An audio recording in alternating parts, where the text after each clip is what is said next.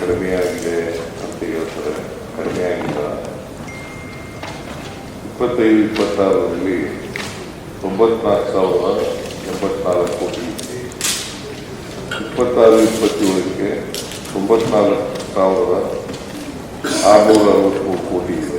ಅದರಿಂದ ಕಡಿಮೆ ಆಗಿಲ್ಲ, ಜಾಸ್ತಿ ಆಗಿದೆ. ಇನ್ನೊಂದೇನು ಹೇಳಿದ್ದೀರಿ ನೀವು, ಮಂಗಳಮುಖಿಯವರಿಗೆ ಒಂದು ಮೊಬೈಲ್ 16 ವರ್ಷದ ಒಳಗಡೆ ಇರ್ತಕ್ಕಂಥ ಮಕ್ಕಳಿಗೆ ಮೊಬೈಲ್ ರದ್ದು ಮಾಡಿದ್ದೀವಿ ಅಂತ ಹೇಳಿದ್ದೀರಲ್ಲ, ಪಾಲನೆ ಮಾಡಿದ್ದೀವಿ. ಅದಕ್ಕೋಸ್ಕರ ನಿಮಗೆ ಅಭಿನಂದನೆಗಳನ್ನು ಹೇಳಲಿಕ್ಕೆ ಬಯಸ್ತಾ ಇದ್ದೀನಿ. ಭಾಳ ದಿನಗಳಿಂದ ಇದು ಬೇಡಿಕೆ ಇತ್ತು. ಈ ಬೇಡಿಕೆಯನ್ನು ಈಡೇರಿಸ್ತಕ್ಕಂಥ ಕೆಲಸವನ್ನು ಸರ್ಕಾರ ಮಾಡಿದೆ ಎಂದು ಮಾತುಗಳು. ಆಮೇಲೆ ಮಂಗಳಮುಖಿಯರಿಗೆ ಮನೆ ಇಲ್ಲ, ವೃದ್ಧಾಶ್ರಮ ಇಲ್ಲ, ದೇವದಾಸಿಯಲ್ಲಿ ಕೊಡ್ತಕ್ಕಂಥ ಇದು ನಾವು ಸಾಮಾಜಿಕ ನ್ಯಾಯದಲ್ಲಿ ನಂಬಿಕೆ ಇಟ್ಟಿರೋರು. ಇದನ್ನ ನಾನು ನೋಡ್ತೀನಿ. ಮಾನ್ಯ ಅಧ್ಯಕ್ಷರು ಅವರಿಗೆ ಅಧಿಕಾರಿಗಳು ಕರೆದು ಸಮಾಜ ಕಲ್ಯಾಣ ಇಲಾಖೆ ಕರೆದು ಅದನ್ನ ಮಾಡ್ತಕ್ಕಂಥ ಕೆಲಸವನ್ನು ಮಾಡೋಣ. ಇವರಿಗೆ ಪರಿಶಿಷ್ಟ ಜಾತಿ ಪರಿಶಿಷ್ಟ ವರ್ಗದ ಜನರ ಬಗ್ಗೆ ಮೊಸಳೆ ಕಣ್ಣಿಗೆ ಹೊತ್ತು ಆ ಜನರಿಗೆ ಆರ್ಥಿಕವಾಗಿ ಸಾಮಾಜಿಕವಾಗಿ ಅಂಬೇಡ್ಕರ್ ಅವರು ಏನಂತ ಹೇಳಿದ್ದಾರೆ,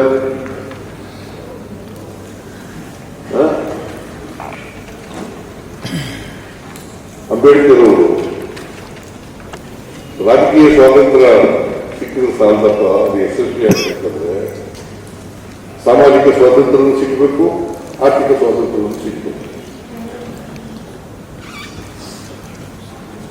ಅವೆರಡೂ ಸಿಗದೆ ಹೋದ್ರೆ ಬರೀ ರಾಜಕೀಯ ಸ್ವಾತಂತ್ರ್ಯ ಇಟ್ಟಿದ್ರೆ ಪ್ರಯೋಜನ ಆಗಲ್ಲ, ಅದು ಯಶಸ್ವಿ ಆಗಲ್ಲ. ಅದಕ್ಕೆ ಈ ದೇಶದಲ್ಲಿ ಇನ್ನೂ ಸಮಾನತೆ ಬರಲಿಕ್ಕೆ ಸಾಧ್ಯ ಆಗಿಲ್ಲ. ನಾವು ಗ್ಯಾರಂಟಿ ಯೋಜನೆ ಯಾಕೆ ಮಾಡೋದು ಅಂತಂದ್ರೆ ಮಹಿಳೆಯರಿಗೆ ಆರ್ಥಿಕವಾಗಿ ಸಾಮಾಜಿಕವಾಗಿ ಶಕ್ತಿ ಬರಲಿ ಅಂತ. ಬಡವರಿಗೆ ಶಕ್ತಿ ಬರಲಿಕ್ಕಾಗುತ್ತೆ. ಯಾಕಂತಂದ್ರೆ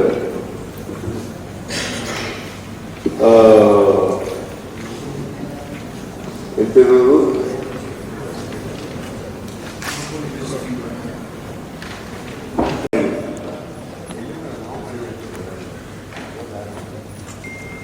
ನೀವು 4 ವರ್ಷ ಇದ್ರಿ, ನೀವೆಷ್ಟು ಮಾಡಿದ್ದೀವಿ ನಾವೆಷ್ಟು ಮಾಡಿದ್ದೀವಿ ಅಂತ. 19-20 ಅಲೋಕೇಶನ್ ಆಗಿದ್ದು 29,209.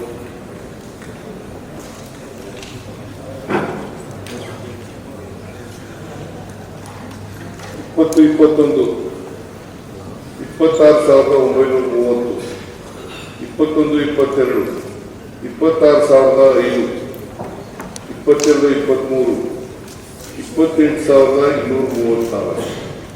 ಒಟ್ಟು ಇವ್ರು ಮಾಡಿದ್ದು 1,10,10,375. 1,10,10,375. ಎಷ್ಟು ವರ್ಷದಲ್ಲಿ? 4 ವರ್ಷದಲ್ಲಿ. 4 ವರ್ಷದಲ್ಲಿ ಇವ್ರು ಮಾಡಿದ್ದು. ನಾವು 4 ವರ್ಷದಲ್ಲಿ ಅಂದ್ರೆ 3 ವರ್ಷನೂ ಸೇರ್ತೇವೆ. ಏಪ್ರಿಲ್ ಮಾರ್ಚ್ವರೆಗೆ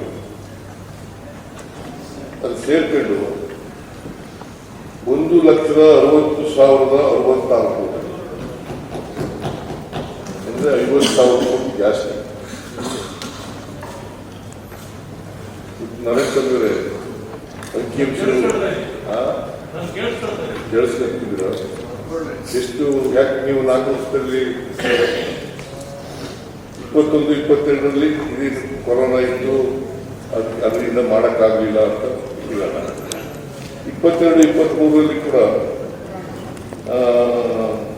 28,234 ಕೋಟಿ. 19-20ರಲ್ಲಿ 29,209 ಕೋಟಿ. ನಾನೇನೆ ಹಣಕಾಸು ಮಂತ್ರಿ 2018ರಲ್ಲಿ ಬಜೆಟ್ ಮಂಡಿಸ್ತಾ ಇದ್ದಾರೆ. ಸುಮಾರು 30,000 ಕೋಟಿ ಆಗಲೇ ಮಂಡಿಸ್ತಿದ್ದಾರೆ. 30,000 ಕೋಟಿ ಮಂಡಿಸಿದ್ದಾರೆ. ನೀವು 4 ವರ್ಷದಲ್ಲಿ ಅಂದರೆ 3 ವರ್ಷ ಸೇರ್ಕೊಂಡು ನಾವು 1,60,66 ಕೋಟಿ ಬಜೆಟ್ನಲ್ಲಿ ಒಟ್ಟು ಬಜೆಟ್ ಗಾತ್ರ ಎಷ್ಟು ಗೊತ್ತಾ? 4,98,004 ಕೋಟಿಗೆ SCP TSP ನಲ್ಲಿ ಫಿಕ್ಸ್ ಮಾಡ್ತಾ ಇರ್ತಕ್ಕಂಥದ್ದು ಕರ್ನಾಟಕ 9.96 ಎಷ್ಟು 96. ಕೇಂದ್ರ ಸರ್ಕಾರ ಎಷ್ಟು ಖರ್ಚು ಮಾಡ್ತಾ ಇದೆ? 6.5. ಜಾಸ್ತಿ ಇರ್ತಾರೆ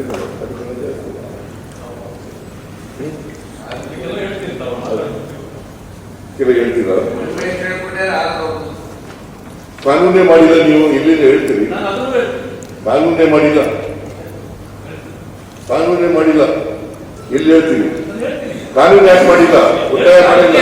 ಕಾನೂನು ಯಾಕೆ ಮಾಡಿಲ್ಲ? ಕಾನೂನು ಯಾಕೆ ಮಾಡಿಲ್ಲ?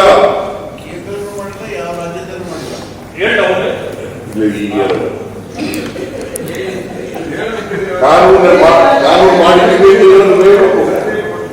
ಇಂಥ ರಾಜ್ಯದಲ್ಲಿ ಮಾಡಿದ್ದೀವಿ, ಗುಜರಾತ್ನಲ್ಲಿ ಮಾಡಿದ್ದೀವಿ, ಮಧ್ಯಪ್ರದೇಶದಲ್ಲಿ ಮಾಡಿದ್ದೀವಿ, ರಾಜಸ್ಥಾನದಲ್ಲಿ ಮಾಡಿದ್ದೀವಿ, ಉತ್ತರ ಪ್ರದೇಶದಲ್ಲಿ ಮಾಡಿದ್ದೀವಿ, ಬಿಹಾರ್ನಲ್ಲಿ ಮಾಡಿದ್ದೀವಿ. ಹೇಳ್ಬೇಕಲ್ಲ.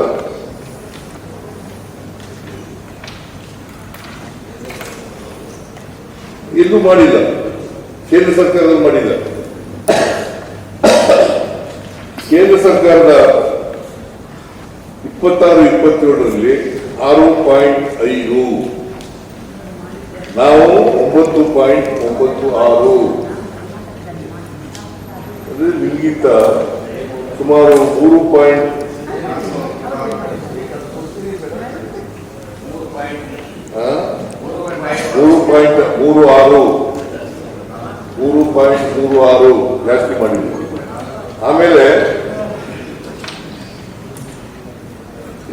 ಎಷ್ಟು 48,000 ಲೆಕ್ಕ ಬರ್ಪಿಟ್ಟು ಲೆಕ್ಕ ಹಾಕೋಣಪ್ಪ. ನಮ್ಮದು ಬಜೆಟ್ ಗಾತ್ರ 4,68,004 ಕೋಟಿ. ನಾವು ಖರ್ಚು ಮಾಡ್ತಾ ಇರೋದು SCP TSPಗೆ 44,632. ನೀವು ಖರ್ಚು ಮಾಡ್ತಾ ಇರ್ತಕ್ಕಂಥದ್ದು 3,47,376. ಎಷ್ಟಕ್ಕೆ? 53,47,315 ಕೋಟಿ.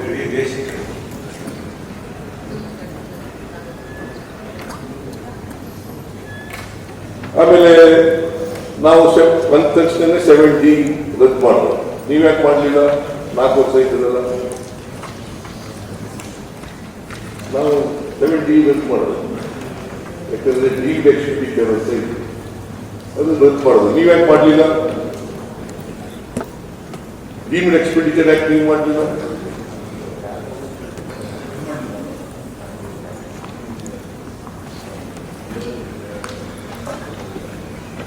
ಆಮೇಲೆ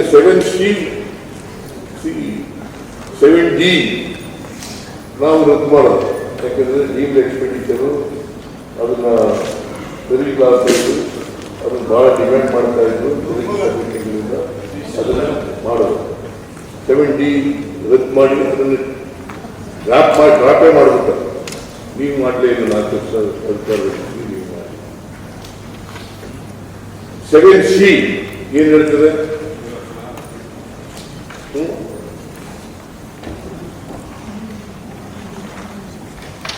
7C ಬೇರೆ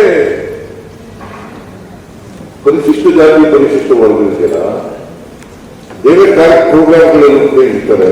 ಅದಕ್ಕೋಸ್ಕರವಾಗಿ 7C ಅದನ್ನ ಅವ್ರ ಜನಸಂಖ್ಯೆಗೆ ಅನುಗುಣವಾಗಿ ಖರ್ಚು ಮಾಡ್ತಕ್ಕಂಥ ಕೆಲಸವನ್ನು ಮಾಡ್ತೀವಿ. SCP TSP ನಲ್ಲಿ 44,000 ಕೋಟಿ ಖರ್ಚು ಮಾಡ್ತಾ ಇದೀವಲ್ಲ, ಅದನ್ನ -7C ಮಾಡ್ತಕ್ಕಂಥದ್ದು. ಅದರಿಂದ ಗ್ಯಾರಂಟಿ ಯೋಜನೆಗಳಿಗೆಲ್ಲ ಖರ್ಚು ಮಾಡಿಬಿಡ್ತಾ ಇದ್ದೀವಿ ಅಂತಕ್ಕಂಥದ್ದು ಸತ್ಯಕ್ಕೆ ದೂರವಾದಂತ ಮಾತು. ಸತ್ಯಕ್ಕೆ ದೂರವಾದಂತ ಮಾತು. ನೀವು ಒಂದು ದಲಿತರಿಗೆ ನ್ಯಾಯ ಕೊಡ್ಲಿಕ್ಕೆ ನಿಮ್ಮ ಕೈಲಿ ಆಗಲ್ಲ. ಇವತ್ತವರೆಗೆ ಕಾನೂನು ಮಾಡಲಿಲ್ಲ. 10 ವರ್ಷ ಆಯಿತು. ನರೇಂದ್ರ ಮೋದಿಯವರು ಮತ್ತು ನಾವು 14ರಲ್ಲೇ ಬಂದದ್ದು ಇವರು ಏಪ್ರಿಲ್ ತಿಂಗಳಲ್ಲಿ.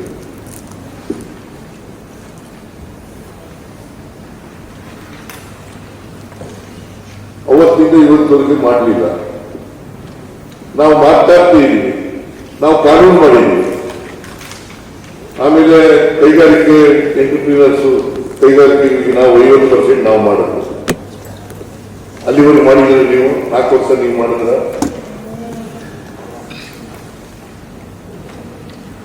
ಈ ಕಾನೂನು ಮಾಡಲಿಲ್ಲ, ಇದನ್ನೂ ಮಾಡಲಿಲ್ಲ.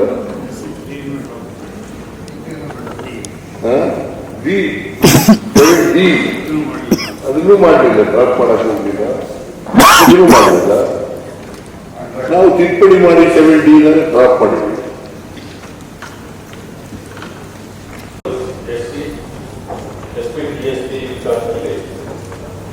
ನಾನು ಕೇಳಿದ್ದಕ್ಕೆ ಉತ್ತರ ಸಾಮಾಜಿಕ ನ್ಯಾಯದ ಬಗ್ಗೆ ಭಾಷಣ ಮಾಡ್ತಾರೆ. ನೀವು ಸಾಮಾಜಿಕ ನ್ಯಾಯ ಪರವಾಗಿ ಇದ್ದೀರಿ ಅಂತ ನಾವು ಆದರೆ ಸಾಮಾಜಿಕ ನ್ಯಾಯ ನೀವು ಕೊಟ್ಟಿದ್ದೀರಾ? SCPTFP ಅದು ಪ್ರೋಗ್ರಾಮ್ ಇದ್ದಿದ್ದು 80% ಅದರಲ್ಲಿಂದ ಇದೆ. ಅದನ್ನು ಹೇಳ್ತೀನಿ, ನಿಮ್ಮನ್ನು ಅಪ್ರಿಷಿಯೇಟ್ ಮಾಡ್ತೀನಿ. ಸ್ವಲ್ಪ ಅಪ್ರಿಷಿಯೇಟ್ ಮಾಡ್ತೀನಿ. ಈಗ ತಾವೇ ಹೇಳಿದ್ರಿ 13-14ರಲ್ಲಿ ನಾವು ಆರ್ಟ್ ತಂದಿದ್ದೀವಿ. ನಾನು ಬೇರೆಯವ್ರ ತಂದು ಅಂತ ಹೇಳಿಲ್ಲ. ಕೇಂದ್ರ ಸರ್ಕಾರ ಬರಲಿಲ್ಲ ಅಂತ ಹೇಳಿದ್ರೆ ಬೇರೆ ಯಾರು ಬಂದಿಲ್ಲ ಅಂತ ಹೇಳಿದ್ರೆ ಆಂಧ್ರ ಪ್ರದೇಶದಲ್ಲಿ ಅಥವಾ ತೆಲಂಗಾಣದಲ್ಲಿ ಇರ್ಬೋದು ಅದು ಸರಿ. ಈಗ 70 ಇಟ್ಟವರು ಯಾರು? ನೀವೇ. ಅದರ ಕೆಳಗಡೆ ನಿಮ್ಮ ಸರ್ಕಾರವು ಕೂಡ ಹಣನ ವೆಚ್ಚ ಮಾಡಿತ್ತು, ನಂತರ ಬಂದ ಸರ್ಕಾರವು ಮಾಡಿತ್ತು. ಅವರು ಹೇಳಿದ್ರು ತೆಗೆದುಕೊಳ್ಳಿ ಅಂತ, ಇಲ್ಲ ನೀವು ಸರ್ಕಾರ ಮಾಡಿದ್ರೆ ಸೀತಾವರೆ ಈಗ ಅದೇ ಕೆಲಸ. ಇದು ಒಂದು. ಎರಡನೇ, ತಾವೇ ಹೇಳಿದ್ರಿ ಕರೋನಾ ಸಮಸ್ಯೆ ಇದ್ದಿದ್ರಿಂದ ಆಗ ನೀವು ಹೆಚ್ಚಿಗೆ ಇಟ್ಟಿಲ್ಲ ಹೇಳ್ಬೋದು ಅಂತಂದ್ರೆ ಆ 4 ವರ್ಷಗಳು ಕರೋನಾದ ಸಂದರ್ಭ 4 ವರ್ಷ ಇರಲಿಲ್ಲ. ಅದರ ಎಫೆಕ್ಟ್ ಒಂದೂವರೆ ವರ್ಷ. ಈ 37 ಕೋಟಿ ಹೆಂಗೆ ಕರೋನಾ ಇದ್ದಿದ್ರೆ 37 ಕೋಟಿ ಇವರಿಗೆ ಇದರಲ್ಲಿ ವಿಭಾಗದಲ್ಲಿ ಜನ ಮಾಡ್ತಿದ್ರು ಮುಖ್ಯಮಂತ್ರಿಗಳು. ಕರೋನಾ ಇದ್ದಿದ್ರೆ 22-23 ಯಾಕೆ ಮಾಡ್ತಾ ಇದ್ದೀವಿ? ಈಗ ಅದಿರಲಿ, ತಾವೇ ಹೇಳಿದ್ರಿ ಅದು ಆ ಕೊನೆ ವರ್ಷದ್ದು ಸಮಸ್ಯೆ ಇರ್ಬೋದು. ನಾವು ಹೇಳ್ಬೇಕಂತ ತಾವು ಬಂದ್ರೆ ಈಗ ಇಟ್ಟಿದ್ದೀವಿ ಒಟ್ಟಿಗೆ 23-24 30,30,990, 24-25ರಲ್ಲಿ 39,122 ಕೋಟಿ, 25-26ರಲ್ಲಿ 42-17 ಕೋಟಿ, ಈಗ 26-27ರಲ್ಲಿ 44,600 ಒಟ್ಟು 1,56,701 ಕೋಟಿ ಇದರಲ್ಲಿ 50% ಇಲಾಖೆಗಳಿಗೆ ಅದು 78,350 ಕೋಟಿ. ಉಳಿದ ಹಣ 78,350 ಕೋಟಿ. ಗ್ಯಾರಂಟಿಗಳಿಗೆ 53,059 ಕೋಟಿ ಕ್ರಮ ಮಾಡಿದ್ರಲ್ಲ. ಉಳಿದಿದ್ದು ಕಲ್ಯಾಣ ಕಾರ್ಯಕ್ರಮಗಳಿಗೆ 25,290 ಕೋಟಿ. ಇದು ಡಿಮೋನಿಟೈಸೇಷನ್ ಅಂತೇಳಿ ನೀವು ಏನ್ ಮಾಡ್ತಿದ್ರಿ, ಅದನ್ನ ಅಲ್ಲಿ ನೋಡ್ತಿರ್ತೀರಿ, ಸೀನಲ್ಲಿ ಅದನ್ನ ಬಳಕೆ ಮಾಡ್ತೀರಿ. ಇದು ಒಂದು.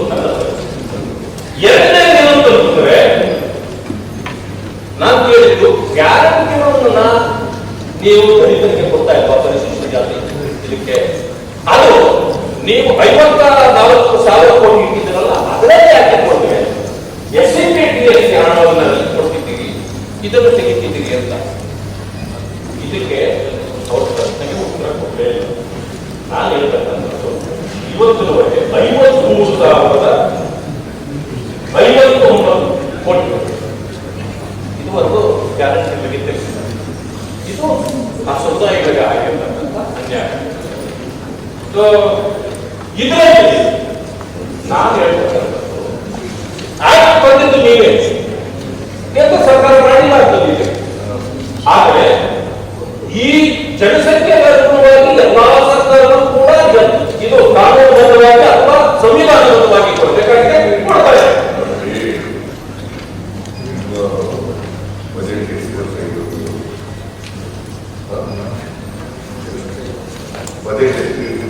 53 ಲಕ್ಷ ಕೋಟಿ ಹೇಳಿದ್ರು. 53 ಲಕ್ಷದ ಕೋಟಿ ಇದೆ. ಅದಕ್ಕೆ 5.6 ಲಕ್ಷ ಕೊಡೋದು. ಜನಸಂಖ್ಯೆಗಳು ಕೊಡ್ತಾ ಇಲ್ಲ. 5.6 ನಾವು 9.96. ನಾನು ತಮಗೆ ಪದೇ ಪದೇ ಹೇಳಿ, ಕೇಂದ್ರದ ಬಜೆಟ್ಗೆ ರಾಜ್ಯದ ಬಜೆಟ್ಗೆ ಹೋಲಿಕೆ ಮಾಡಬಾರದು. ಅಲ್ಲಿ ಡಿಫೆನ್ಸ್ ಅದರಲ್ಲಿ ನೀವು SC/ST ಅಂತ ಬರೋದಿಲ್ಲ. ಆ ಡಿಫೆನ್ಸ್ಗೆ ಬೇರೆ ಬೇರೆ ಇಲಾಖೆಗಳಿಗೆ ಖರ್ಚು ಮಾಡಬೇಕಾಗ್ತದಲ್ಲ, ಅದು ದೇಶದ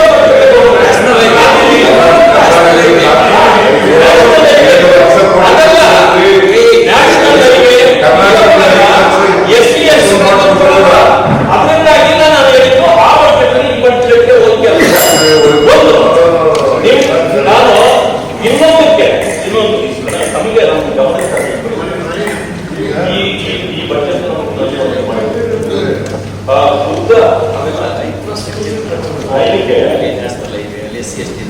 ಬೌದ್ಧ ಅಭಿವೃದ್ಧಿ ನಿಗಮ ಸ್ಥಾಪಿಸಿದೆ. ಒಳ್ಳೆ ವಿಚಾರ, ಅದು ಬೇಕಾಗಿತ್ತು. ಆದ್ರೆ ಅದನ್ನು SC/ST ಇದರಲ್ಲಿ ಹಾಕಿದ್ದೀರಿ. It concern minority. ಅದನ್ನ ಅಲ್ಲಿ ಮಾಡಬೇಕಾದ್ರೆ 4,000 ಕೋಟಿ ನೀವು ಕೊಡ್ತಾ ಇದ್ದೀರಲ್ಲ, ಅದು ಅಭಿವೃದ್ಧಿ ಮಾಡುವಂಥದ್ದು ನಿಗಮ ಅಲ್ಲಿ ಆಗಬೇಕು, ಅದರಲ್ಲಿ ಆಗಬೇಕು. ಅದನ್ನ ಅದಕ್ಕೆ ಸೇರಿಸಿದ್ರು ನನಗೆ ಗೊತ್ತಿಲ್ಲ. ಇದಕ್ಕೂ SCPTS ಬೇಡಿಕೆಯರು ಎಲ್ಲ ಬೌದ್ಧರೆಲ್ಲ ಪಾದಯಾತ್ರೆ ಮಾಡಿ, ಸಭೆ ಮಾಡಿ, ಇಂಟೆಲೆಕ್ಚುಯಲ್ ಸೇರಿ ಮುಖ್ಯಮಂತ್ರಿಗಳೆಲ್ಲ ನನ್ನನ್ನು ಭೇಟಿ ಮಾಡಿ ಇವತ್ತು ಹೊರಗೆ ಸ್ಥಾಪನೆ ಮಾಡಿ ಸಮಾಜ ಕಲ್ಯಾಣ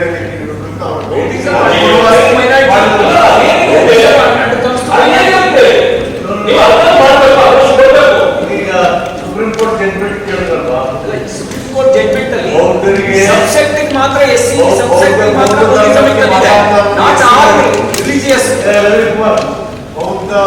ಬೌದ್ಧ ಧರ್ಮಕ್ಕೆ ಪರಿವರ್ತನೆ ಆದ SC ಸಮುದಾಯಕ್ಕೆ ST ಸವಲತ್ತುಗಳನ್ನು ಕೊಡಬೇಕಂತ ಮೊನ್ನೆ ತಾನೇ ಹೇಳಿದ್ದಾರೆ ಸುಪ್ರೀಂ ಕೋರ್ಟ್. 1950 ಅವರು ನಿಯಮಕ್ಕೆ ರಿಸರ್ವೇಶನ್ ಕೊಡೋದು ತೀರ್ಮಾನ ಮಾಡಿದ್ದಾರೆ. ಎಲ್ಲ ಗೊತ್ತಿರೋ ವಿಷಯ.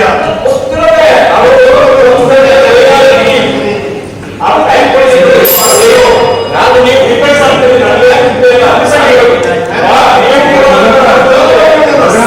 ಡಿಪೆಂಡ್ ಮಾಡ್ತಾ ಇಲ್ಲ, ಫ್ಯಾಕ್ಟ್ ಹೇಳ್ತಾ ಇದ್ದೀನಿ. ಡಿಪೆಂಡ್ ಮಾಡೋದು ಏನು, ಇಟ್ಸ್ ಅ ಫ್ಯಾಕ್ಟ್. ಮಾನ್ಯ ಮುಖ್ಯಮಂತ್ರಿಗಳನ್ನ ನಾವು ಕೊಟ್ಟರೆ ನೀವು ಅವ್ರನ್ನೆಲ್ಲರೇ ಅಷ್ಟೇ ಗೊತ್ತಿರುತ್ತೆ. ನೀವು ಅಲ್ಲಿಂದ ಕನ್ವಿನ್ಸ್ ಮಾಡಕ್ಕೆ ಹೋಗ್ತಿರೋ ಏನ್ ಮಾಡೋದು ಯೋಚನೆ ಮಾಡಿ, ಬರೀ ಕನ್ವಿನ್ಸ್ ಮಾಡೋದಿಲ್ಲ. ಅದಕ್ಕೆ ನಾನು ಹೇಳ್ಬೇಕು,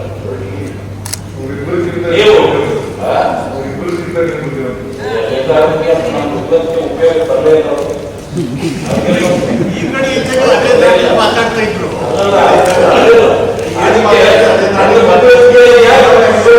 ನಾವು ಗುರುತಿಸ್ಕೊಂಡ್ರೆ ಹೋಗಿ ಈ ರೀತಿ ನಮಗೆ ಬಹಳ ಕಡಿಮೆ.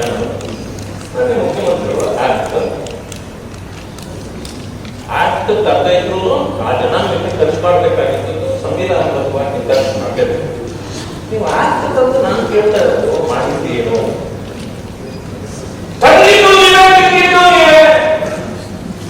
ಆಕ್ಟ್ ತಂದಿದ್ದು ನೀವೇ, ಈಗ ತಿಂದಿದ್ದು ನೀವೇ, ನಾವು ಸಿಕ್ಕಿದ್ದೇವೆ. ಇದು ಉತ್ತರ ಕೊಡ್ತಾ ಇದ್ದಾರೆ. SCPTS ಹಣ ನೀವು ಗ್ಯಾರಂಟಿಗಳನ್ನು ಬಳಸಿದ್ದೀರಾ ಇಲ್ಲ?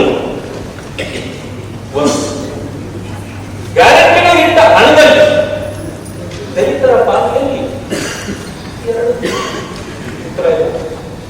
ಮತ್ತೆ ಅದನ್ನೇ ಹೇಳ್ತೀವಿ ನಾವು ಸಮಾಜ ಏನು ತಕ್ಷಣ ಸಾಮಾಜಿಕ ನ್ಯಾಯ ಇಲ್ಲ, ಇದು ಸಾಮಾಜಿಕ ಅನ್ಯಾಯ ಆಗ್ತಾ ಇರೋದು. ಅದಕ್ಕೆ ನಾನು ಅವೆಲ್ಲ ಹೇಳಿದೆ, ಘೋಷಣೆ ಮಾತ್ರ ಅಲ್ಲ, ಘೋಷಣೆಯಲ್ಲಿ ಶೋಷಣೆ ಇಲ್ಲ. ಏನು ಆ ವಿಚಾರವನ್ನ ಮಾನ್ಯ ಮುಖ್ಯಮಂತ್ರಿಗಳು ಹೇಳಿದ್ದಾರೆ. ಆದ್ರಿಂದ ಮಾನ್ಯ ಸಭಾಪತಿಗಳೇ, ಈ ಉತ್ತರಗಳಿಂದ ನಮಗೆ ನಮ್ಮ ಪ್ರಶ್ನೆಗಳು ಅನುಮಾನಗಳು ಆದ್ದರಿಂದ ಈ ಬಜೆಟ್ ಇಂದ ಏನು ಪ್ರಯೋಜನ ಇಲ್ಲ. ಇದು ದಲಿತ ವಿರೋಧಿ ಬಜೆಟ್ ಇದೆ. ಸಮಾಜದಲ್ಲಿ ಇದು ಜನರ ಮೇಲೆ ಸಾಲ ಬರುತ್ತಕ್ಕಂಥದ್ದು ಇದೆ. ಆ ಕಾರಣದಿಂದ ಈ ಬಜೆಟ್ ಅನ್ನು ನಾವು ಸಂಪೂರ್ಣವಾಗಿ ವಿರೋಧಿಸ್ತೇವೆ ಮತ್ತು ನಾವು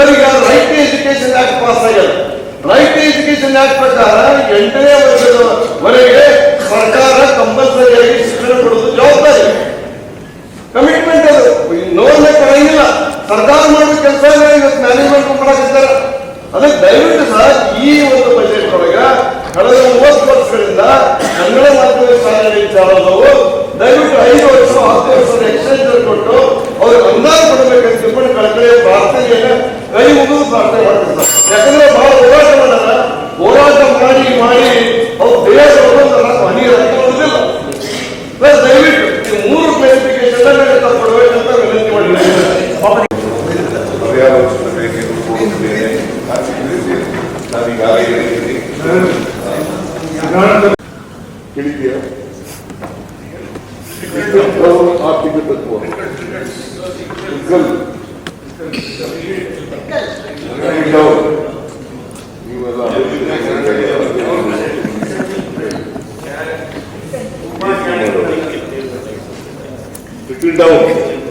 ಅಂದ್ರೆ ಮೇಲ್ಗಡೆ ಇರೋರು ಕಾರ್ಪೊರೇಟ್ ಬಾಡಿಗಳು ಶ್ರೀಮಂತರಿರಲ್ಲ ಅವ್ರಿಗೆ ಅವಕಾಶ ಮಾಡಿಕೊಡೋದು. ಪಿರಮಿಡ್ ಇದೆಯಲ್ಲ, ಆ ಪಿರಮಿಡ್ ಮೇಲ್ಗಡೆ ಇರೋಲ್ಲ ಅವ್ರಿಗೆ ಮಾಡ್ಕೊಡೋದು.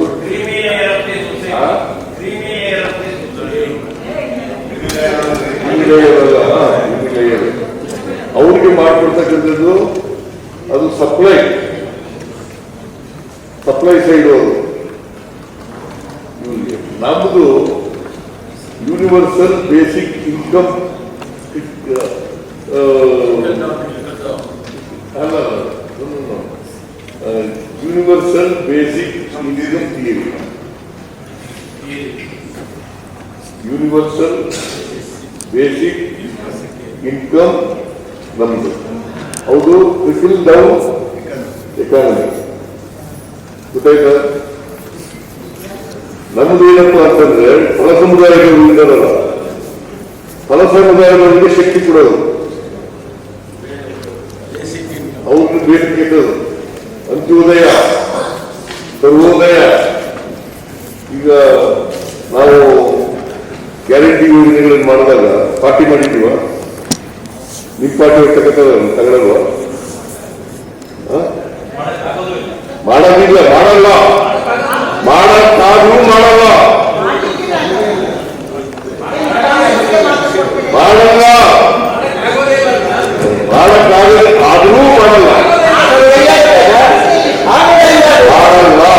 ಆ ರೀತಿ ಪಕ್ಷಪಾತ ಮಾಡಕ್ಕಾಗೋದಿಲ್ಲ. ಯಾವ ಎಲ್ಲ ಧರ್ಮದವರು, ಎಲ್ಲ ಜಾತಿಯವರು, ಎಲ್ಲ ಭಾಷೆಯವರು ಎಲ್ರಿಗೂ ಕೂಡ ಕೊಡ್ತೀವಿ. ಈಗ 1,26,00,000 ಮಹಿಳೆಯರಿಗೆ 2,000 ರೂಪಾಯಿ ಕೊಡ್ತೀವಿ. 1,26,00,000 ಮಹಿಳೆಯರಿಗೆ 2,000 ರೂಪಾಯಿ ಕೊಡ್ತೀವಿ. ಅದರಲ್ಲಿ ಬಿಜೆಪಿಯವರು ಇದ್ದಾರೆ,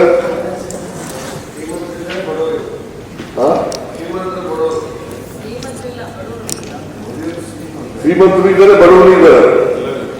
ಅದಕ್ಕೆ ಅದನ್ನ ಹೇಳಿದೆ ನಾನು ಮಾದೇವಪ್ಪನಿಗೆ. ನಾನು ಒಂದೇ ವ್ಯಕ್ತಿ ಮೇಲೆ ಮುಕ್ತ ಮಾಡುವಾಗ ನನ್ನ ಹೆಂಡತಿಗೂ ನಿನ್ನ ಹೆಂಡತಿಗೂ ವ್ಯತ್ಯಾಸ ಇಲ್ಲಪ್ಪ, ಬಸ್ನಲ್ಲಿ ಹೋಗ್ಬೋದು, ಯಾರು ಬೇಕಾದ್ರೂ ಹೋಗ್ಬೋದು ಅಂತ ಹೇಳಿದೆ. ಅದನ್ನೇ ಇವರು ಇಟ್ಕೊಂಡು ಎಲ್ಲಕ್ಕೂ ಅಲ್ಲ ಹೇಳಿದ್ದೆ. ಇದೊಂದಕ್ಕೆ ಶಕ್ತಿ ಯೋಜನೆಗೆ ಮಾತ್ರ ಇರುತ್ತೆ. ನೀವು ಹೇಳಿದ್ರೆ ನಮ್ದೇನು ಇಲ್ಲ, ಶಕ್ತಿ ಯೋಜನೆಗೆ ಅಲ್ಲ ಇರ್ಬೋದಲ್ಲ, ನೀವ್ ಹೇಳಿರ್ತಾನೆ ಹೇಳಿದೆ. ಅದನ್ನೇ ನಾನು ಎಲ್ಲ ಯೋಜನೆಗಳಿಗೂ ಅಂತ ಹೇಳಿದ್ರು ನೀವು. ಎಲ್ಲ ಯೋಜನೆಗಳು ಹೇಳಿಲ್ಲ. ಅಲ್ಲ ನೀವು ಅದನ್ನೇ ಗೃಹಲಕ್ಷ್ಮಿ ಯೋಜನೆ, ಗೃಹ ಜ್ಯೋತಿ ಯೋಜನೆ, ಅದಕ್ಕೆ ನನ್ನ ಹೆಂಡತಿ ನಮ್ಮನೆ ತಗೊಳ್ಳಲ್ಲ. ನಾನು ಹೇಳಿಲ್ಲ, ಹೇಳಿಲ್ಲ. ನೀವಿದ್ದ ನನ್ನ ಸಭೆಯಲ್ಲಿ ಇದ್ರ ಇಲ್ಲಮ್ಮ, ಆ ಥರ ಹೇಳಿಲ್ಲ. ಶಕ್ತಿ ಯೋಜನೆ ಮಾತ್ರ ಹೇಳಿದರು. ಶಕ್ತಿ ಯೋಜನೆ ಮಾತ್ರ. ಏನಪ್ಪ ಮಾದೇವಪ್ಪ ಇದ್ರು ಆಗ ವೇದಿಕೆ ಮೇಲೆ, ಅದಕ್ಕೆ ಅವ್ರ ಹೆಸರು ಮಾದೇವಪ್ಪ ಬಸ್ತಿ ಕಳಿಸಿದ್ರೆ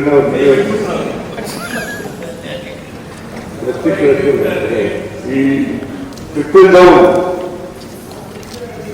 ಆರ್ಥಿಕ ತತ್ವ, ಟ್ರಿಪಲ್ ಡೌನ್ ಎಕಾನಮಿ ಅಂತ ಕರೀತಾರೆ. ಮತ್ತೆ ಯೂನಿವರ್ಸಲ್ ಬೇಸಿಕ್ ಇನ್ಕಮ್ ಎಕಾನಮಿ ಅಂತ ಕರೀತಾರೆ. ನಾವು ಮಾಡೋದು ಬಡವರಿಗೆ. ಅಂಬೇಡ್ಕರ್ ಅವರು ಹೇಳಿರೋದು ಕೂಡ ಅದಕ್ಕೆ. ಅಂಬೇಡ್ಕರ್ ಏನ್ ಹೇಳಿದ್ರು ಗೊತ್ತಾ, ಕಾನ್ಸ್ಟಿಟ್ಯೂಂಟ್ ಅಸೆಂಬ್ಲಿನಲ್ಲಿ ಅವ್ರ ಕೊನೆ ಭಾಷಣ ಏನ್ ಹೇಳಿದ್ರು? ಭೋಜೇಗೌಡ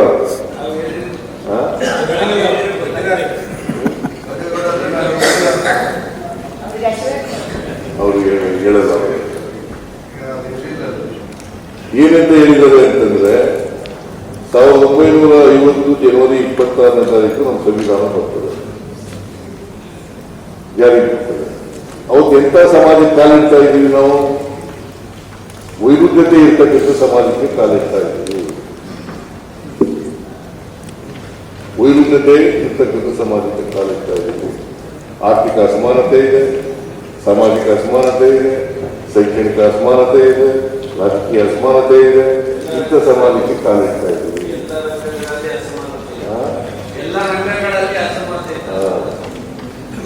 ಈ ಅಸಮಾನತೆ ಎಲ್ಲಿವರೆಗೆ ಇರ್ತದೆ ಅಲ್ಲಿವರೆಗೆ ಸಮಾಜ ನಿರ್ಮಾಣ ಆಗಲ್ಲ, ಜಾತೀಯತೆ ಹೋಗಲ್ಲ. ಜಾತೀಯತೆ ಹೋಗುತ್ತಾ? ಬಸವಣ್ಣವರು ಯಾವಾಗ ಹೇಳಿದ್ರು? ಇವನಾರವ ಅಂತ ಯಾವಾಗ ಹೇಳಿದ್ರು? 12ನೇ ಶತಮಾನದಲ್ಲಿ ಹೋಗಿದ್ಯಾ ಜಾತಿ? ಇವ ನಮ್ಮವ ಅಂತ ಬಂದಿದ್ಯಾ?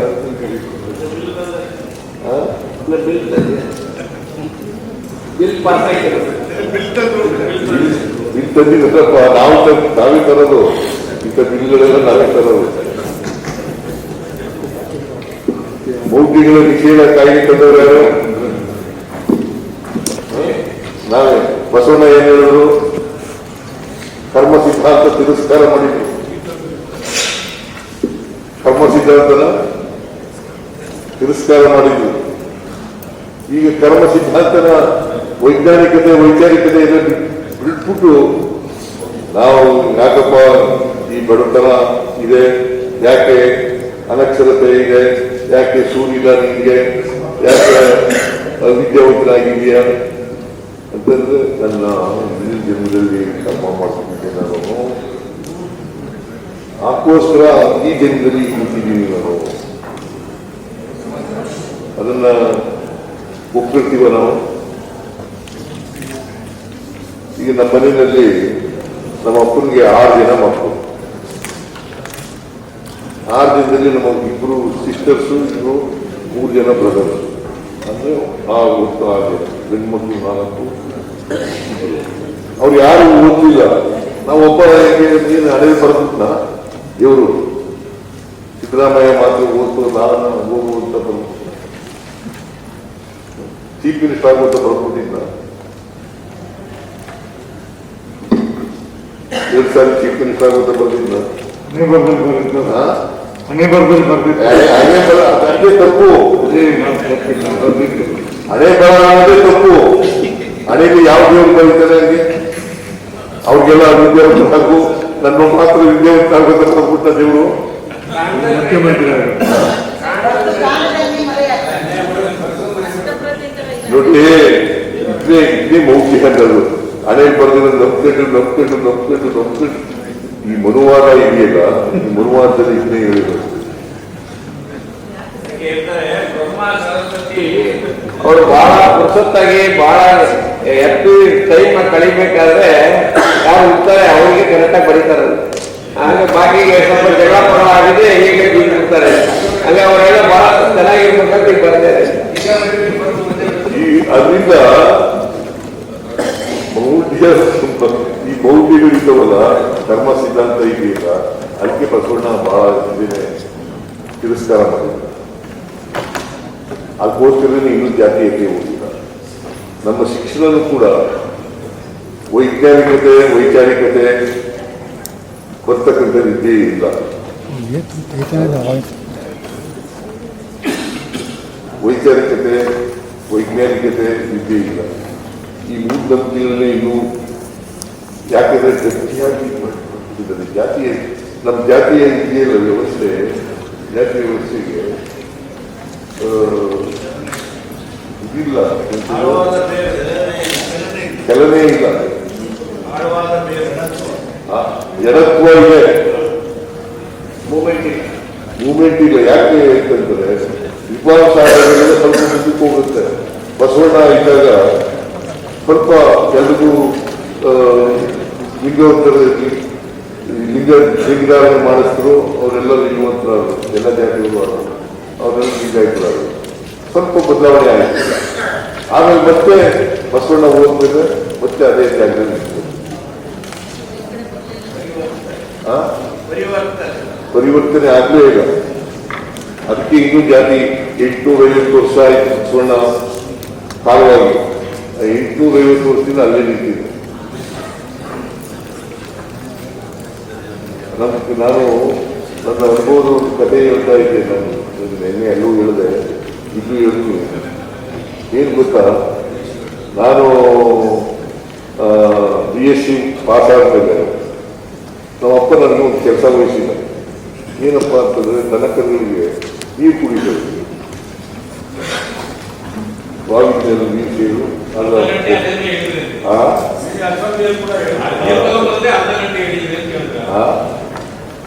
ಅದೇನೋ ಅಕ್ಕಿ ಇಕ್ಕೆ ಹಾಕಿತ್ತು, ನೀರ್ ತರಕ್ಕೆ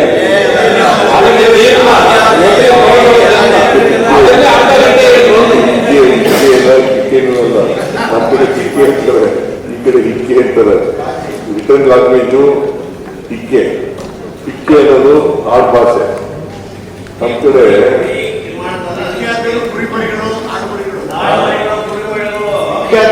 ಕಾಡುಮರಿಗಳು, ಕುರಿಮರಿಗಳು,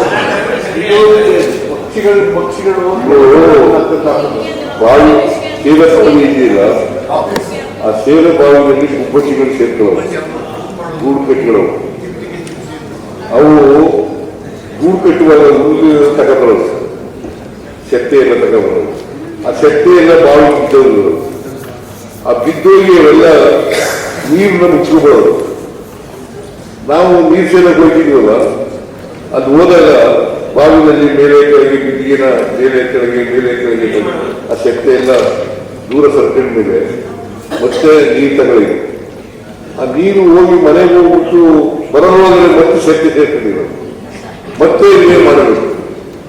ಹಾಗೆ ನಮ್ಮ ಜಾತಿ ವ್ಯವಸ್ಥೆ ಇದೆಯಲ್ಲ, ವಿಫಾಂಶ ಆದಾಗ ಸ್ವಲ್ಪ ಬದಲಾವಣೆ ಆಗಿದೆ, ಮತ್ತೆ ಸೇರ್ತದೆ. ಇದು ನನ್ನ ಅನುಭವ, ನಮ್ಮ ವ್ಯವಸ್ಥೆ. ಸೊ ಈ ವ್ಯವಸ್ಥೆ ಇದೆಯಲ್ಲ, ಇದು ಬದಲಾವಣೆ ಆಗಬೇಕು ಅಂತೇನೆ ಈ ಗ್ಯಾರಂಟಿ ಯೋಜನೆಗಳೆಲ್ಲ ಮಾಡಿ.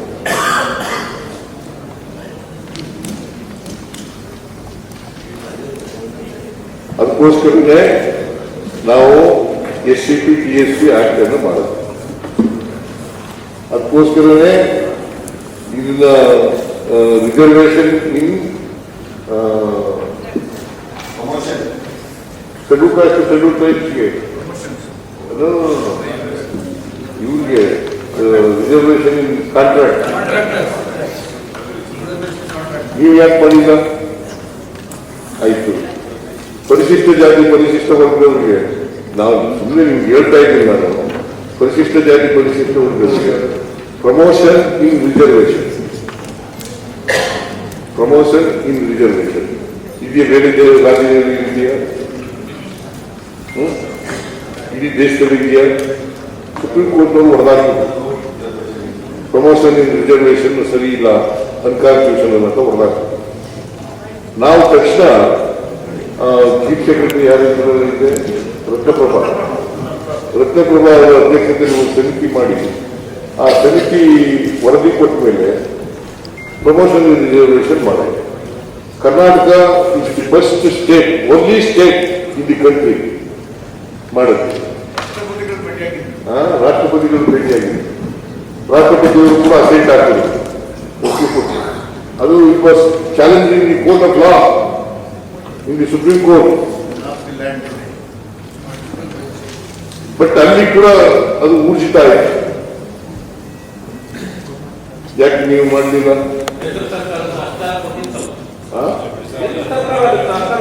ಅಲ್ಲ, ಕೇಂದ್ರ ಸರ್ಕಾರದಲ್ಲಿ ಯಾಕೆ ಮಾಡಲಿಲ್ಲ? ಬೇರೆ ರಾಜ್ಯಗಳಲ್ಲಿ ಯಾಕೆ ಮಾಡಲಿಲ್ಲ? ರಿಸರ್ವೇಶನ್ ಕಾಂಟ್ರಾಕ್ಟ್ ಯಾಕೆ ಮಾಡಲಿಲ್ಲ?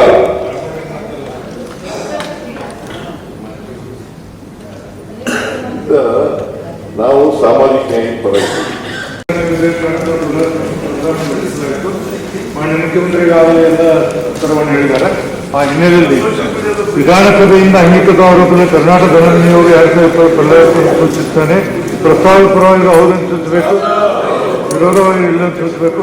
ಪ್ರಸ್ತಾವದ ಪರವಾಗಿ ಭಾವಿಸುತ್ತೇನೆ. ಪ್ರಸ್ತಾವ ಅಂಗೀಕಾರವಾಗಿದೆ. ಈಗ ವಿಧೇಯಕವನ್ನು ಖಂಡಗೆ ತೆಗೆದುಕೊಳ್ಳಲಾಗುವುದು. ಪ್ರಶ್ನೆ ಎಂದರೆ 2 ಮತ್ತು 3ನೇ ಖಂಡಗಳಂತೆ ಅನುಸೂಚಿತ ವಿಧೇಯಕದ ಭಾಗವಾಗಿರಬೇಕು. ಪ್ರಸ್ತಾವದ ಪರವಾಗಿ ಹೌದನ್ನು ಸೂಚಿಸಬೇಕು, ವಿರೋಧವಾಗಿ ಇಲ್ಲನ್ನು ಸೂಚಿಸಬೇಕು. ಪ್ರಸ್ತಾವದ ಪರವಾಗಿ ನಿವಾರಿಸುತ್ತೇನೆ. ಪ್ರಸ್ತಾವ ಹೌದನ್ನು ಪರವಾಗಿ ಪ್ರಸ್ತಾವ ಅಂಗೀಕರಿಸಲ್ಪಟ್ಟಿದೆ. 2 ಮತ್ತು 3ನೇ ಖಂಡಗಳು ಹಾಗೂ ಅನುಸೂಚಿಯನ್ನು ವಿಧೇಯಕಕ್ಕೆ ಸೇರಿಸಲಾಗುವುದು. ಪ್ರಶ್ನೆ ಏನೆಂದರೆ 1ನೇ ಖಂಡ ಪೀಠಿಕೆ ಶೀರ್ಷಿಕೆಗಳು ವಿಧೇಯಕದ ಭಾಗವಾಗಿರಬೇಕು ಸಭೆ ಮುಂದಿರುವ ವಿಷಯ.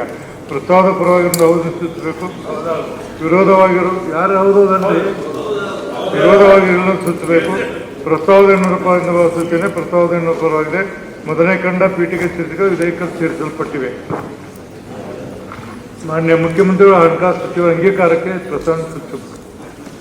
ಮಾನ್ಯ ಸಭಾಪತಿಯವರೇ, ವಿಧಾನಸಭೆಯಿಂದ ಅಂಗೀಕೃತ ರೂಪದಲ್ಲಿರುವ 2026ನೇ ಸಾಲಿನ ಕರ್ನಾಟಕ ಧನ ವಿನಿಯೋಗ ವಿಧೇಯಕವನ್ನು ಅಂಗೀಕರಿಸಬೇಕೆಂದು ಕೋರುತ್ತೇನೆ.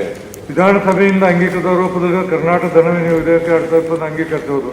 ಪ್ರಸ್ತಾವದ ಪರವಾಗಿರುವ ಹೌದನ್ನು ಸೂಚಿಸಬೇಕು, ವಿರೋಧವಾಗಿರುವ ಇಲ್ಲನ್ನು ಸೂಚಿಸಬೇಕು. ಪ್ರಸ್ತಾವದ ಪರವಾಗಿ ಭಾವಿಸುತ್ತೇನೆ. ಪ್ರಸ್ತಾವದ ಪರವಾಗಿದೆ. ಪ್ರಸ್ತಾವ ಅಂಗೀಕಾರವಾಗಿದೆ ಹಾಗೂ ವಿಧೇಯಕ ಅನುಮತಿ ದೊರಕಿದೆ.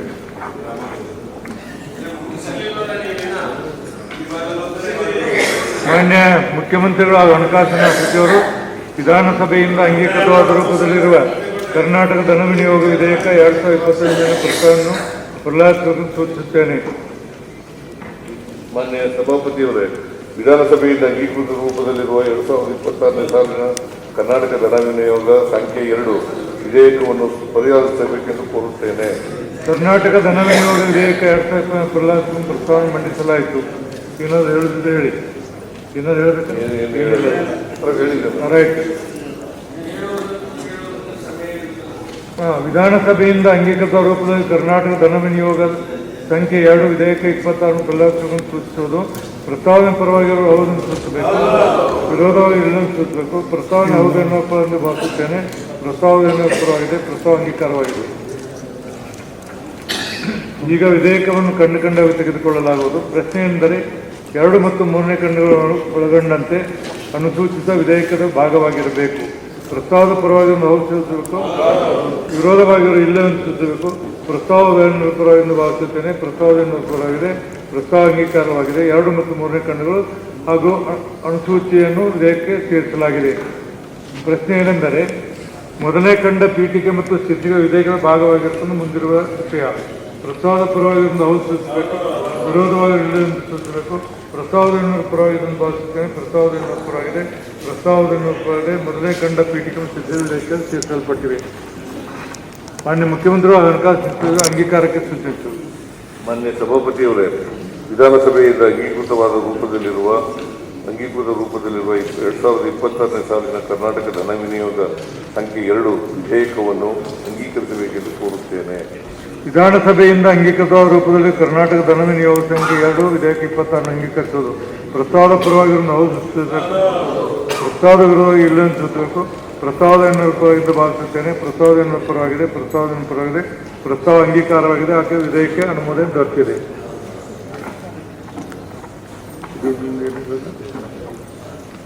ಮಾನ್ಯ ಸಾರಿಗೆ ಮತ್ತು ಮುಜರಾಯಿ ಸಚಿವರು ವಿಧಾನಸಭೆಯಿಂದ ಅಂಗೀಕೃತ ರೂಪದಲ್ಲಿ ಕರ್ನಾಟಕ ಮೋಟಾರು ವಾಹನಗಳ ತೆರಿಗೆ ನಿರ್ಧಾರಣೆ ವಿಧೇಯಕ 26 ಮೇಲೆ ಪ್ರಸ್ತಾವನೆ ಸೂಚಿಸುತ್ತೇನೆ. ಮಾನ್ಯ ಸಭಾಪತಿಯವರೇ, ವಿಧಾನಸಭೆಯಿಂದ ಅಂಗೀಕೃತ ರೂಪದಲ್ಲಿರುವ 2026ನೇ ಸಾಲಿನ ಕರ್ನಾಟಕ ಮೋಟಾರು ವಾಹನಗಳ ತೆರಿಗೆ ನಿರ್ಧರಣೆ ವಿಧೇಯಕ 2026 ಪರ್ಯಾಲೋಚಿಸಬೇಕೆಂದು ಕೋರುತ್ತೇನೆ. ಕರ್ನಾಟಕ ಮೋಟಾರು ವಾಹನಗಳ ತೆರಿಗೆ ವಿಧೇಯಕ 2020 ಪ್ರಸ್ತಾವನೆ ಮಂಡಿಸಲಾಯಿತು. ಏನಾರು ಹೇಳಿದ್ರೆ ಹೇಳಿ. ಮೈಕ್ ಹಾಕೊಳ್ಳಿ. ಕೆಲವು ತಿದ್ದುಪಡಿಗಳು ತಂದಿದ್ದೀವಿ ಸಭಾಧ್ಯಕ್ಷರೇ. ಕಡಿಮೆನೂ ಮಾಡಿದ್ದೀವಿ, ಜಾಸ್ತಿನೂ ಮಾಡಿದ್ದೀವಿ.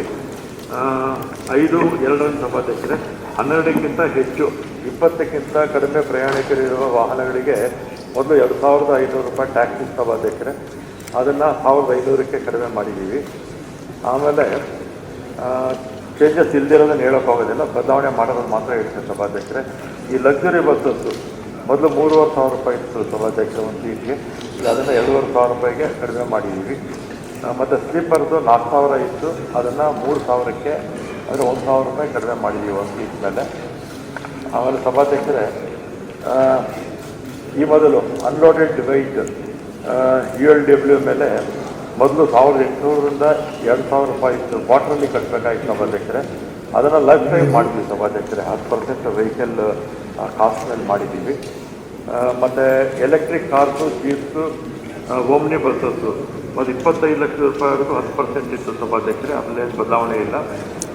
ಮತ್ತು 10 ಅಪ್ ಟು 10 ಲಕ್ಷ ವಾಹನ ವ್ಯಾಲ್ಯೂ 5% ಮಾಡಿದ್ದೀವಿ. 10ರಿಂದ 25 ಲಕ್ಷಕ್ಕೆ 8% ಮಾಡಿದ್ದೀವಿ ಸಭಾಧ್ಯಕ್ಷರೇ. ಹಾಗೆ ಪಾರ್ಟ್ ಎ 7ರಲ್ಲಿ ಸಭಾಧ್ಯಕ್ಷರೇ ಮೊದಲು 8% ಇತ್ತು, ಇದು ಕನ್ಸ್ಟ್ರಕ್ಷನ್ ಎಕ್ವಿಪ್ಮೆಂಟ್ ವೆಹಿಕಲ್ಸ್ ಮಾತ್ರ ಸಭಾಧ್ಯಕ್ಷರೇ, ಅದನ್ನು 10%ಗೆ ಹೆಚ್ಚು ಮಾಡಿದ್ದೀವಿ. ಮತ್ತು ಪಾರ್ಟ್ ಎ 8ಎನಲ್ಲಿ electric vehicles, transport vehicle taxes ಸಭಾಧ್ಯಕ್ಷರೇ, ಮೊದಲು 25 ಲಕ್ಷಕ್ಕಿಂತ ಹೆಚ್ಚಿರುವ ವಾಹನಗಳ ಮೇಲೆ 10% ವಿಧಿಸಲಾಗಿತ್ತು ಸಭಾಧ್ಯಕ್ಷರೇ. ಈಗ ಅದು ಹಾಗೇ ಇರುತ್ತೆ. ಮತ್ತು 10 ಲಕ್ಷ ಬೆಲೆ ಇರುವ ವಾಹನಗಳಿಗೆ 5%, 10ರಿಂದ 25 ಲಕ್ಷ ಇರ್ತಕ್ಕಂಥ ವಾಹನಗಳಿಗೆ 10% ಆಗಿತ್ತು ಸಭಾಧ್ಯಕ್ಷರೇ. ಮತ್ತು ಪಾರ್ಟ್ ಎ 10ರಲ್ಲಿ ಡ್ರಿಲ್ಲಿಂಗ್ ರಿಂಗ್ ಮೊದಲು ಕ್ವಾರ್ಟರ್ಲಿ ಇತ್ತು ಸಭಾಧ್ಯಕ್ಷರೇ, 3,000 ಇತ್ತು ಕ್ವಾರ್ಟರ್ಲಿ, ಅದನ್ನು ವ್ಯಾಲ್ಯೂ ಮೇಲೆ 10% ಮಾಡಿದ್ವಿ ಸಭಾಧ್ಯಕ್ಷರೇ. ಲೈಫ್ ಟೈಮ್ ಟ್ಯಾಕ್ಸ್ ಮಾಡಿದ್ವಿ. ಇದನ್ನು ಅಂಗೀಕರಿಸಬೇಕಂತ ಕೋರ್ತೀನಿ ಸಭಾಧ್ಯಕ್ಷರೇ. ಶರವಣ್ 2 ನಿಮಿಷ ಮುಗಿಸಿದ್ದೀವಿ, ಅದಕ್ಕೆ ಒಪ್ಪಿಗೆ ಕೊಡಬೇಕು. ಮತ್ತೊಮ್ಮೆ ಎಲ್ಲ ಮಾನ್ಯ ಸದಸ್ಯರಿಗೆ ಮತ್ತು ಜನರಿಗೆ, ತಜ್ಞರಿಗೆ, ಎಲ್ಲ ಮಾಧ್ಯಮದವರಿಗೆ ಧನ್ಯವಾದಗಳನ್ನು ಹೇಳ್ತಕ್ಕಂಥ ಕೆಲಸವನ್ನು ಮಾಡ್ತಾರೆ.